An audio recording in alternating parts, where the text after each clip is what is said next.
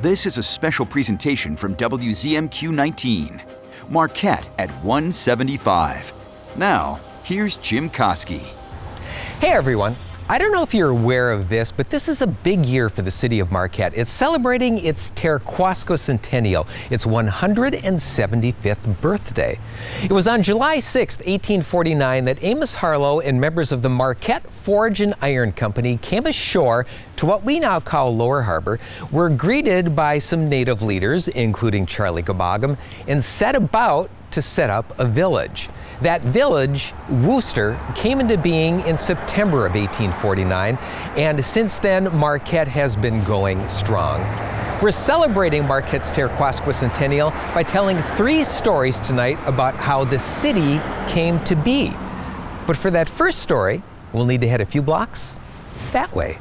So to find out the story of how Marquette became Marquette, we're here at Founders Landing, where the city actually began, and we're joined by famed maritime historian and author of 30 books, Fred Stonehouse. Now, Fred, unlike most of the communities in Marquette County, Marquette is not built around an iron mine. It's built around something else, right? Well, that's an interesting way to look at it, but you're absolutely correct, because the only reason Marquette exists was because of the iron mines in the county that could feed the world quite literally with a steady stream of red iron ore. And so much of that came right out through the port of Marquette. During the American Civil War, for example, nearly 60% of all of the ore used by the Union Army to produce the steel, to produce the weapons, etc., to win the battle of logistics, came right out of Marquette County, came right out of this port. But throughout the entire Civil War, the USS Michigan was stationed in Marquette to protect the ore trade. That was really the critical thing it performed during 4 years of war. Now, what is it exactly about this harbor that lends itself to become a shipping port? Well, of course, the proximity, as we noted, to the iron mines themselves. The fact that it's really a southbound harbor, in other words, you do have good protection from weather. The ability to build the docks that were necessary to support the bulk structure and the bulk movement of iron ore quickly and efficiently. This was a shipper's port when this came in. And we shouldn't forget about the natural features that were here that could be capitalized on by the builders of Marquette to be able to make it an efficient purveyor of iron ore product and get it to the mills as quickly and as efficiently as they could. And we should also probably point out, too, that when Amos Harlow came here in 1849 and bought the land from the U.S. government, he not only bought what is now Lower Harbor, but he also purchased the land around what is Upper Harbor as well. Right? Well, that's often forgotten about. You know, we are a single port with 2 harbors. The Lower Harbor down, that's the bulk of the city where we're standing today, and then the Upper Harbor, 2.5 miles north of the city, which was developed much later. Back about 1900, I believe, is when the first real structures went in up there. But that today remains as the principal shipping port, not only for Marquette, but for really all of the bulk ore that's coming out of the Great Lakes. At one point, there were 3 docks operating simultaneously for all of the ore product going out of the port of Marquette. And over time, of course, those became inefficient and largely were taken over by larger structures like the DSS and A dock. That still remains, though abandoned, still standing in the city of Marquette, and serves a fascinating and critical purpose for the city. It's a windbreak. It has become a vertical breakwater for all of the strong winds coming out of the south and southeast, and even the dead east wind will also be partially protecting the harbor in Marquette. They stopped shipping iron ore out of Lower Harbor in Marquette in 1971, and that, over the next 20 years, radically changed the way that Marquette looked at this formerly industrial area. What are some of the changes that happened during those 25 or 30 years? Well, that's one way of looking at it. I think a different way of looking at it, an alternative view, is to say what really was the keystone that changed the harbor in Marquette, and to a large extent changed the city, and the city in terms of how it thinks about itself and what its future plans are and operations might be, was when we reconverted the old coal yard to being Matson Park. When that unsightly dump of coal finally went away, and when the city fathers realized that the potential was here for making this into this wonderful park on the waterfront that would be of value to all of the citizens in Marquette, then everything changed. And then you saw other things happening too. You saw the bike path go in. And once those bike paths began to become used, then all of a sudden, things changed too. And Marquette as a city looked at recreation differently. It looked at bicycles differently and how they were used. But all of that occurred from that step number one, fix the coal pile, clean that mess up, and then just stand back and watch the wonderful changes occur. So that's my alternative view on it to what you're suggesting. And it was part of the change that downtown Marquette, Lower Harbor, has undergone over the past. Lower Harbor is nothing like it was 20 years ago. It was nothing like it was 5 years ago. And we're standing right now at the foot of two disused shipping docks. If we look very carefully, we'll see the original piling construction of the dock, but we'll see that the dock has been repurposed for walking, for recreation. One of them, I think people can be fishing off of now. There's a nice little spot at the end of the south dock if somebody wants to hold a little music concert. It's astounding how much this area of Marquette has changed in the past 75 years, and I often wonder how the original city founders would look upon what we've done with it in that almost 2 centuries since.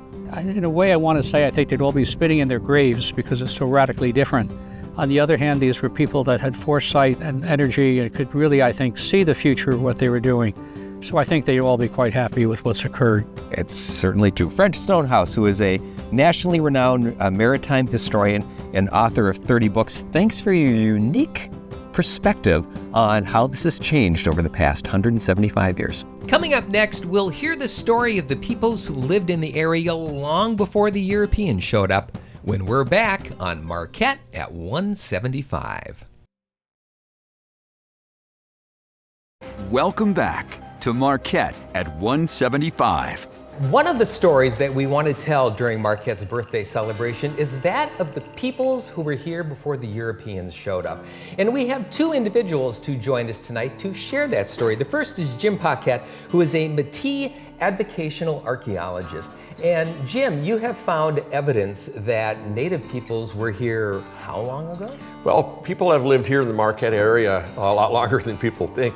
We actually go back right to the end of the last ice age. When the ice receded, there were people there and people here.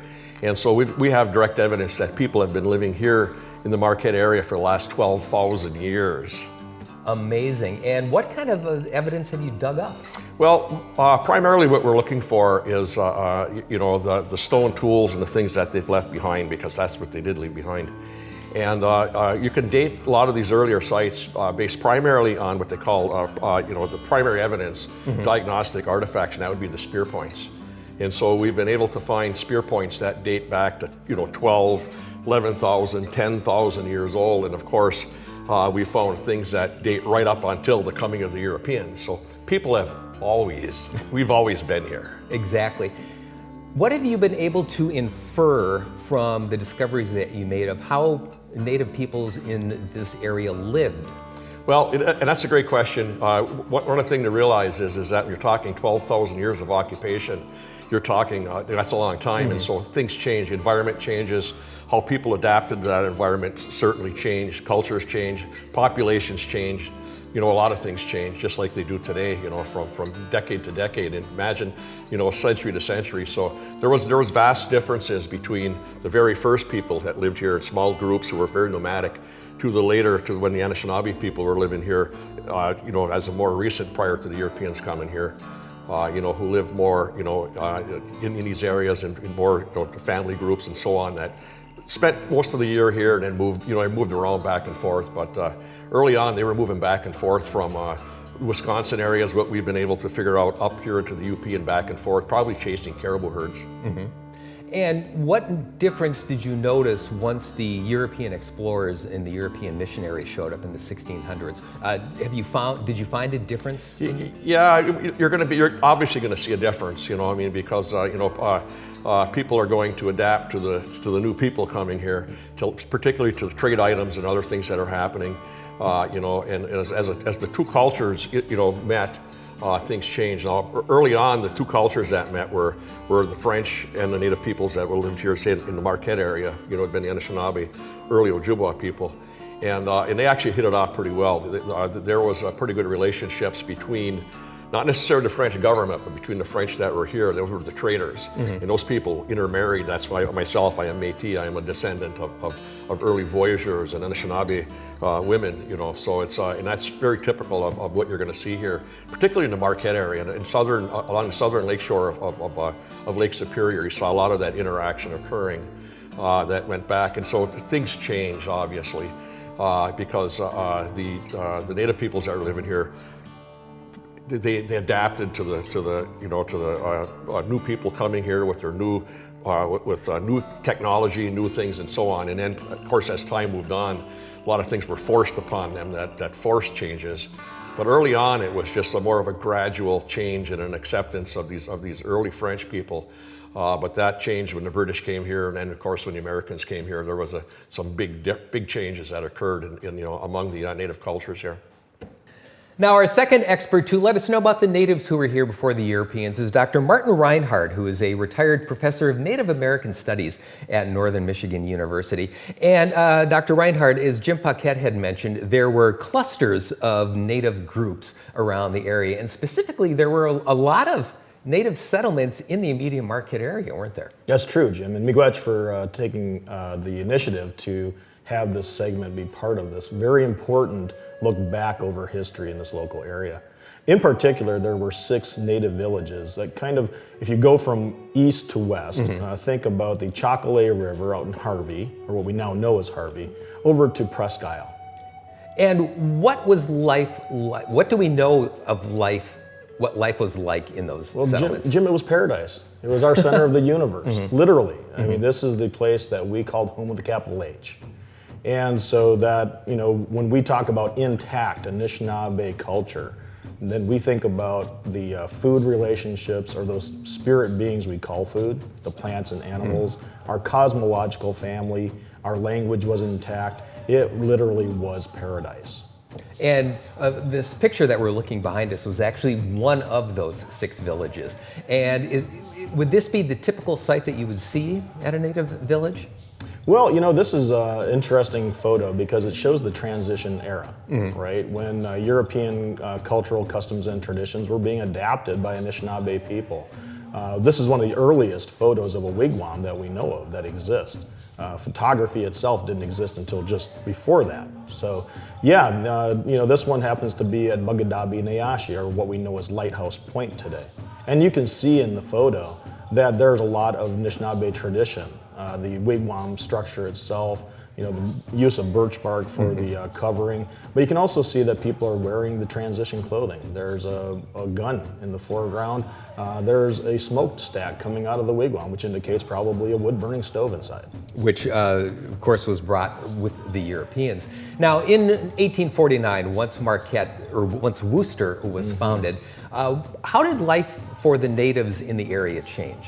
Well, it changed dramatically, and Jim had mentioned that the changes before this were rather gradual.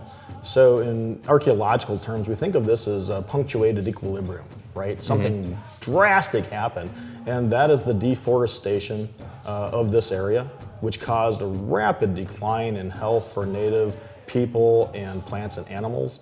And we've seen a significant change in the culture from one where the economy was based on egalitarianism and more of a gift-giving economy to one that was really based on capitalism. And so when we think about the place of Anishinaabe here, they were displaced. And in the 175 years since Marquette became Marquette, has that changed for the better for the natives over the years? Has it gotten worse? Well, it certainly got a lot worse before it got better. Right. Just recently in our history, we're starting to see much better relationships. We just attended an unveiling of a sculpture down at the Lower Harbor Park that reflects the 7 grandfather teachings, the core values of Anishinaabe culture. We're starting to see, we see a drum in the area, multiple drums, big drums. Spirituality is making a good comeback in the area. We have Native American Studies on campus. The city itself, Marquette, is really trying to repair relationships, recenter the identity of Marquette to what it was or could have been had we come together in a good way. Dr. Martin Reinhardt, who is a retired professor of Native American Studies at Northern Michigan University. Thanks for expanding our universe and sharing some of the stories of your people. Miigwech, Jim. Coming up after this, the famous names that help make Marquette, Marquette, on Marquette at 175. Welcome back to Marquette at 175. Now, Amos Harlow was not the only individual to come ashore in what eventually became Marquette in 1849. He was joined by several individuals, most of whom became civic leaders in their own right. And that's the third story we're going to tell tonight, the story of the famous names of Marquette. And when you're talking about the famous names of Marquette, you do have to start with Amos Harlow. In the summer of 1849, Harlow brought his wife Olive, daughter Ellen, and mother-in-law Martha to what was then Wooster. They set about building the first permanent structures in the settlement, a boarding house for workers and a sawmill for constructing the village. Ellen ran the boarding house, even setting up a garden to grow vegetables to feed the tenants. Meanwhile, Amos became Marquette's first postmaster, supervisor, and justice of the peace. And once the original Marquette Forge and Iron Company was sold to the Cleveland Iron Company, he devoted more time to city affairs, including laying out the street grid that's still in use. Amos Harlow died October 4th, 1890, at the age of 75. The person with whom Harlow stayed after landing in 1849, Charlie Kabagam, became a legendary figure in his own right. His wife, Charlotte, was the daughter of Majigisik, who had shown early explorers such as John Burt where Marquette County's iron ore deposits were situated. Majigisik was promised a share of the profits, but never received them, so Charlotte sued, won, and received a settlement. That case became the basis for John Volker's novel Laughing Whitefish. Charlie Kabagam moved out to Presque Isle once that area became developed and spent the rest of his life there. He died in 1902 at the age of 83. Now, Amos Harlow had brought two young men with him when he came ashore in 1849. The first was an 18-year-old named Peter White, who would do anything and everything asked of him. Legend has it that Peter White cut down the first tree in the city. He made 9 trips via sled dog to Green Bay the first 2 winters Marquette was around to get the mail because ships couldn't bring it in.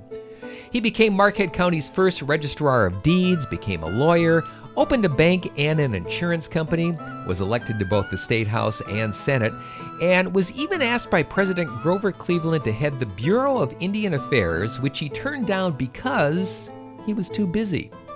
For the first 60 years of Marquette's existence, he left his mark on the city, donating the land for Park Cemetery and the money for the library that now bears his name. He also went to Washington, D.C. to buy a piece of land from the federal government and then donated that land to the city for a park. When the city refused his donation because there was no way to get to the park, he had a road built out to the land, which was called Presque Isle, and it's been enjoyed by Marquette residents ever since. Peter White became one of the most influential individuals in the state of Michigan and remained so until he died in 1908. Now, Amos Harlow brought another young individual to Marquette with him, and that was Robert Graverette.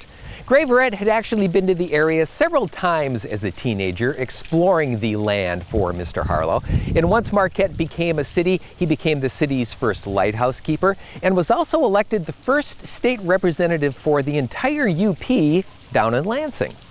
Graverette unfortunately died young at the age of 41, and while he can be considered one of Marquette's founding fathers, perhaps the family's greater legacy lies with his sister, Juliette. Juliette Graverette was 10 years younger than her brother Robert and ended up moving to what became Marquette early in her life. She married a local businessman named Samuel Kaufman, and the couple had 10 children, many of whom became business owners in their own right. But it was their son, Louis, who left the biggest mark. Buying what was then the First National Bank from Peter White started Louis Kaufman on a banking career that also saw him owning a bank in New York City, the Chatham National Bank, that became the first bank in the U.S. to have branches. After decades and several sales, that bank, by the way, is still around as J.P. Morgan Chase. Kaufman was also on the first board of directors when several small car companies merged, calling that new company General Motors. Kaufman also liked to construct buildings. When the First National Bank in Marquette needed extra space in 1927, he built what ended up being the most expensive building per square foot in the U.S. that year at the corner of Front and Washington. And several years later, he and several New York business friends, needing more office space in the city, built themselves a big one, which you can visit the next time you're there, because it's the Empire State Building. Louis Kaufman, bank owner and building builder, the nephew of City Father Robert Gray Barrett, died in 1942. Now, those founding fathers have left a legacy still with us today in the form of parks and streets, libraries, and businesses. But it does make you wonder, would those founding fathers recognize the city that they started in 1849? We'll find out in a very quick look at how Marquette has changed next in Marquette at 175. Welcome back to Marquette at 175. Obviously, Marquette is not the same small port city it was in 1849. In fact, it's undergone several major changes in the past 175 years. But it's those changes and what prompted them that makes the city's history so fascinating. After its founding, Marquette grew rapidly for the next 20 years until it burned to the ground in the Great Fire of 1868. As the decades wore on, the new Marquette that grew from that fire eventually became the city we know and love today, filled with parks and classic buildings, over the years shifting its focus from being a shipping port to becoming the heart of Upper Michigan with education, medicine, and arts at its core. Those are but a few of the changes Marquette has seen in the past 175 years.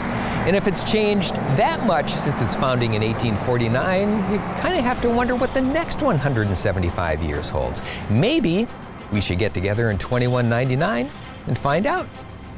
Happy Terquasquacentennial, Marquette. I'm Jim Koski. We hope you've enjoyed Marquette at 175.